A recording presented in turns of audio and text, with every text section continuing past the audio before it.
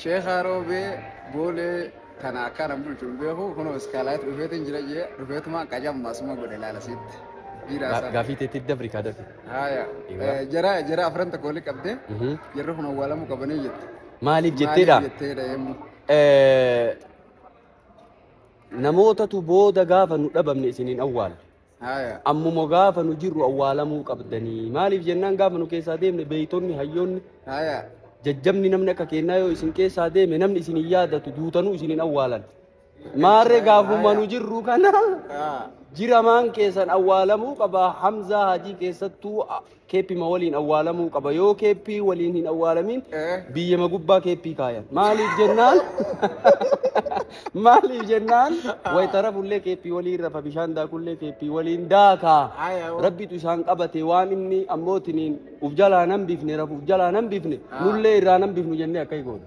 Kanaafuu wayita jirtan wayita nu jirru nullee ijaan argaa awwaalamuu qabdan bakka takkatti. Gaafa nu isin keessaa deemnee jenne jaarraa dhibba jaalan jiraannu gaafa deemne israafa taatanii namni ammootiin hin laala. Akka nyaata nyaatee wanni itti darbu isin godha wayituma nu jirru kabajaadhaan awwaalamaa osoo jirtan. Tahiyya askariyaa la Sheikh Arobe. Aywa akkas hono ga hordoftoota keenya qotaata. Akkas gaafa no Sheikh Arobe kana jaa maal jettanu isin komentii godhaa yaada keessan barreessaa. Akkasitti honnoo Hamzaa Ibrahim Jaloo jechuun way khasaaraa ta'e moo. Jeenummaa keessatti anamma yoon akkanumatti haa jiraadhee namni bakka fagoorraa namni wal lolaan na barbaadee na dhufe asiyyoon na dhufe yoon antumallee isa santu narra jeena maaliif ni beeytanii na barbaadee onneen jeenummaan isa fidde jechuu bakka anaan jiru. Isin galte bakka sillaala nuti barbaadneen ifiif itti dhufne jechuu isaa taa'u jiru laala. Qacam gizee goonu harka kanne jechuu mun ragaa wajjin hin jiraan kophaata jallee miti harka kanne akkasitti hun ogaa viidiyoo irraa waraabnee poostii isinii goone dhiifama gaafate kanuma gaafni biraa maaltu jedhare sireen isaa meeqarraa jalqabdini beeytanii doolaara 100 eegalte footona bira laalala doolaara 100 eegalee Deluxe kajamu jechuu kilaasii ruum Deluxe irraa dhuma bareedduu isii doolaara 270 tamin bulanii halkan takkat inni oduu dhagee kafalee isaa miti inni sanuma keessa rafu jira jeef yaade kuma 180 keessa rafu jira jeef yaade malee waan maaliif ennaan ifiin baafne khaasilaa ifii baasee ni bara dhugaadha hin beeku jechuun hoteela kana wayita kaarkee ammas nuti immoo guyyuu dhufnee shaayitti dhuyna sanumaaf jee malee hin beeku irra laalinaadha. Hamzaa Ibrahim Iskalaayit hotel jirra Itoophiyaa keessa hoteelli kun tokkoffaan istaandaardiin jechuudha hoteelli legjerii hoteelidha.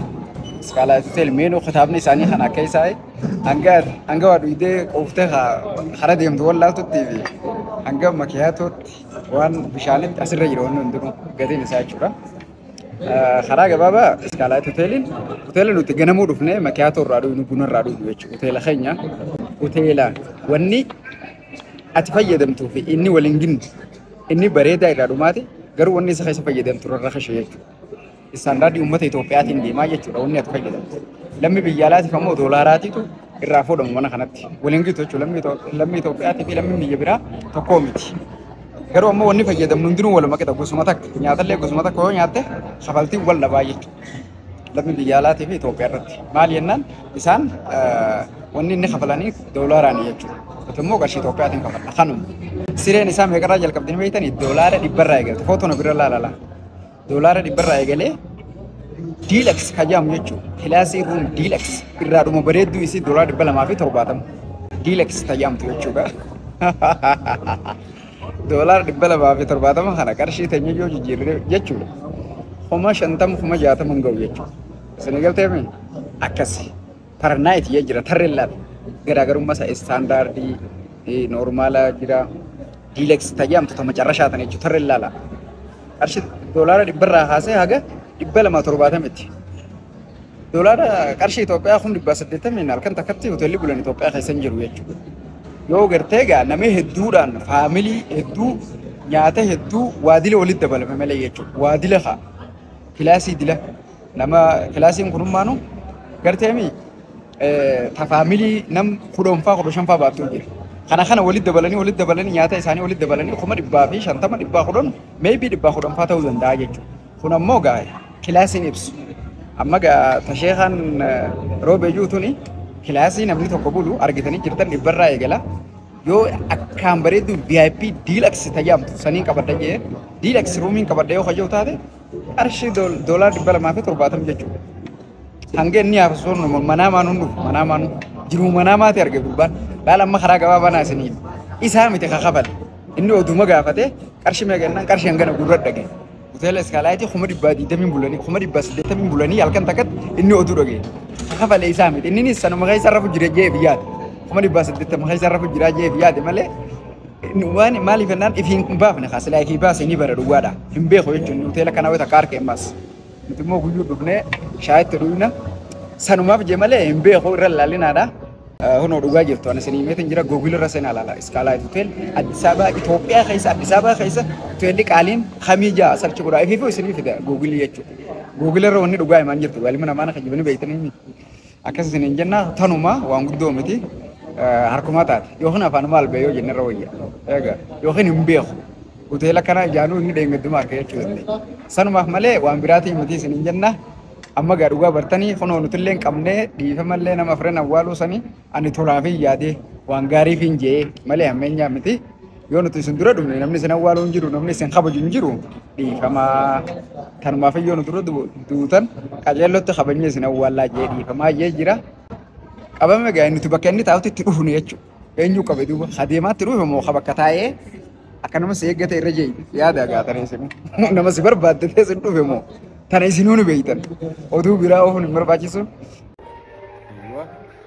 sheikh arobe bole tana kana bulchul beho kono skalat ufetin jiraje ufetuma kajam masuma gode lalasit bira sa gafite tidabri kadati haya jara afranta kolik abde yerro hono wala mu kabane yet malif jetteda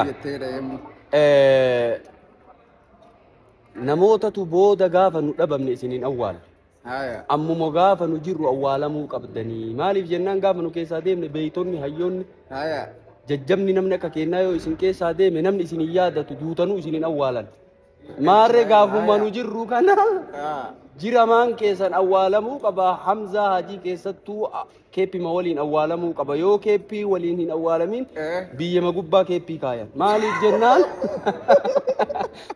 jennaan way tarafullee keeppi waliin rafa bishaan daakullee keeppi waliin daaka rabbitu isaan qabate waan inni ammootiniin uf jalaa nan bifne rafuuf jalaa nan bifne nullee irraa nan bifnu jennee akkay goona kanaafu wayta jirta wayta nu jirru nullee ijaan argaa awwaalamuu qabdan bakka takkatti gaafa nu isin keessaa deemnee jenne jaarraa dhibba jaalan jiraannu gaafa deemne israafa taatanii namni ammootiin hin laal akka nyaata nyaatee wannitti darbu isin godha waytuma nu jirru kabajaadhaan awwaalamaa osoo jirtan tahiyya askariyya la sheeka roobe aywa akkas hono ga hordoftoota keenya qoota akkas gaa hono sheeka roobe kana jaa ya mal jettanu yesin commenti goda ya da hesan barisa akasi tonno hamza ibrahim jalo le chishini way khasarate mo sheikh arobe bole tana kana bulchul beho kono skalat ufetin jiraje ufetuma kajam masuma gode lalasit bira sa gafite tidabri kadati haya jara afranta kolik abde yerro hono wala mu kabane yet malif jetteda namota tu boda gafa nu dabamne isinin awwal ammu mogafa nu jirru awwalamu qabdani malif jennan gafa nu keessa deemne beeytonni hayyonni jajjabni namni akka keennayo isin keessa deeme namni isin yaadatu duutanu isinin awwalan maarre gaafuma nu jirru kana jiramaan keessan awwaalamu qaba hamza haji keessattuu keeppi waliin awwaalamu qaba yoo keeppi waliin hin awwaalamin biyyama gubbaa keeppi kaayan